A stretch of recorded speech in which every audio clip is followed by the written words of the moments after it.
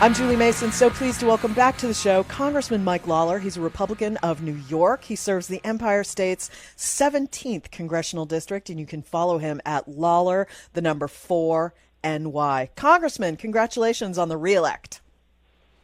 Thanks, Julie. Appreciate it. Thanks for having me on. Yeah, what was it, about a 6 to 7 points ahead in a swing district? That's pretty strong.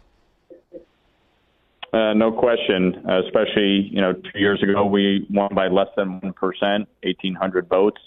This district, Joe Biden won by 10 points 4 years ago, has 85,000 more registered Democrats than Republicans. And as of last count, we were up around 25,000 votes, or 7%. So, I feel very good about the results and the broad support that we've received across the district. Yeah, indeed. And you made a big point in your first term of being bipartisan, of being publicly visible, willing to criticize your own party. I have to think that counted for a lot in your reelect, as much as just Republicans doing well broadly. No question. I think people appreciated my approach, whether they agreed with me or not. As I said oftentimes during the campaign, as Ed Koch famously, 9 out of 12 things, vote for me. If you agree with me on 12 out of 12 things, go have your head examined.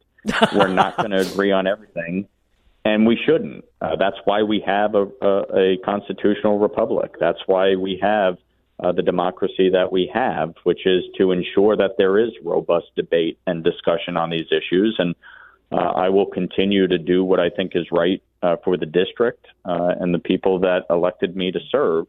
And, when I agree with my party, I'll say it. When I disagree, I'll say it. And I think, frankly, our government would function a lot better if, that was the case across the board. Mm-hmm. Unfortunately, there's only a handful of districts that are actually competitive in a general election. And I think that's, in part why you've seen the partisanship, become so pronounced. But, I'm proud of the record that I amassed in this Congress. Being rated the 4th most bipartisan member, passing 10 bills, 5 of which were signed into law by President Biden. And I'm going to continue to do the job on behalf of this district. You've got a little bit of business to wrap up before the end of the year. Can you tell us about that in the House? No question. No question. We have a lot of things we want to get across the finish line.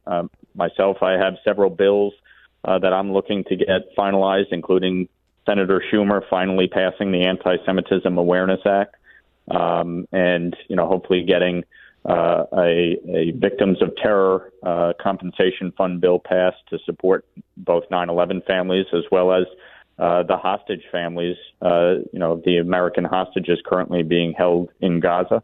But we have obviously appropriations work, the NDAA to get done. So there's a lot to do between now and the end of the year. And the objective is to get a lot of this off the plate so that we can hit the ground running come January. For the big debt limit discussions.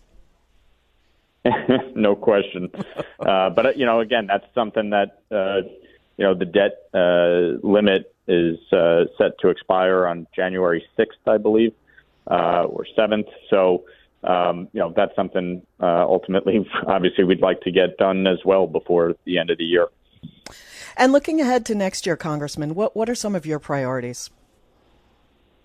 Lifting the cap on salt. Obviously, the tax bill is set to expire, and it's going to be one of the big pieces of legislation that gets negotiated at the beginning of this upcoming Congress.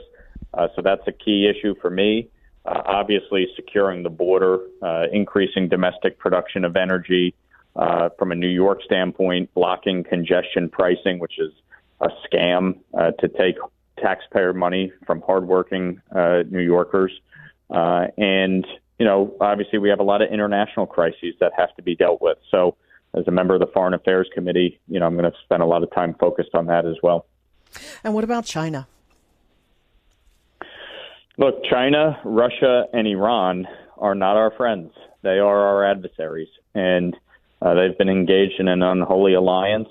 China, obviously, is our greatest geopolitical foe, economically, militarily. and what they have done to try and undermine our economy here in the United States, currency devaluation, intellectual property theft, economic coercion.